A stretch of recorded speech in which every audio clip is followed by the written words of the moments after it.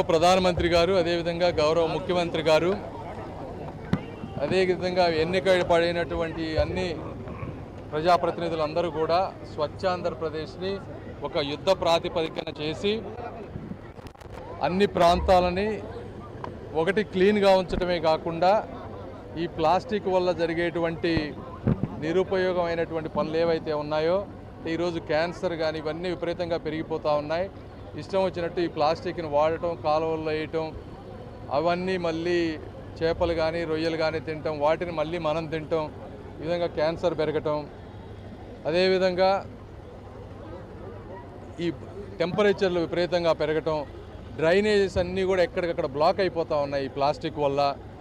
ఇవన్నీ కాకుండా అందరూ రాజకీయ నాయకులు కానీ పిల్లలు కానీ రోడ్ల మీద ఇష్టం వచ్చినట్టు పడేయడం వల్ల శానిటరీ వర్కర్స్కి కూడా పనిభారం విపరీతంగా అవ్వటం, ఏరియాలన్నీ క్లీన్గా ఉండకపోవటం, ఇవన్నీ కూడా సమస్యలు ఉన్నాయి. ఈ సమస్యలన్నింటినీ అధిగమించాలంటే ఒక యుద్ధ ప్రాతిపదికన ఈ విధంగా అవేర్నెస్ క్యాంపెయిన్స్ చేయటం, ఎడ్యుకేట్ చేయటం, అదేవిధంగా మేము అందరూ కూడా పాల్గొని శ్రమదానం చేస్తే దాని కష్టం విలువ తెలిసి ప్రజలు ముందు చెత్తని రోడ్డు మీద ఇష్టం వచ్చినట్టు వేయకుండా ఉంటారనేది ముఖ్య ఉద్దేశం.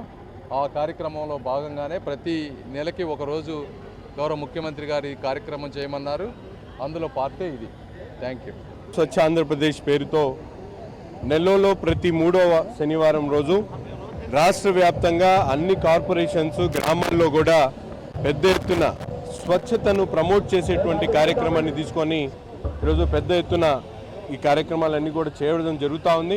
గుంటూరు నగరంలో కూడా పెద్ద ఎత్తున, ఎందుకంటే పిల్లల దగ్గర నుండి పెద్దవారి దగ్గర నుండి అన్ని వర్గాల ప్రజల్లో కూడా రాష్ట్రంలో ఉన్నటువంటి స్వచ్ఛత ప్రమాణాలని మెరుగుపరచాలని, దీనికి సంబంధించినటువంటి అన్ని కార్యక్రమాలు ముఖ్యంగా, ఎందుకంటే ఈరోజు ప్లాస్టిక్ వినియోగం విపరీతంగా పెరుగుతూ ఉంది కాబట్టి దీన్ని పూర్తి స్థాయిలో అరికట్టలేనటువంటి పరిస్థితుల్లో దీన్ని ఏ విధంగా మెయింటైన్ చేయాలి, తిరిగి రీసైకిల్ చేసి దాన్ని వినియోగించుకునేటువంటి విధంగా కూడా ప్రజల్లో ఒక అవగాహన తీసుకొని రావాలనేటువంటి ఆలోచనతో ఈరోజు 3వ శనివారం ప్లాస్టిక్ మీద ఒక యుద్ధాన్ని ప్రకటించి పెద్ద ఎత్తున రాష్ట్ర వ్యాప్తంగా ఉన్నటువంటి అన్ని కార్పొరేషన్స్లో, మున్సిపాలిటీలో కూడా ఈ కార్యక్రమాన్ని తీసుకోవడం జరుగుతూ ఉంది.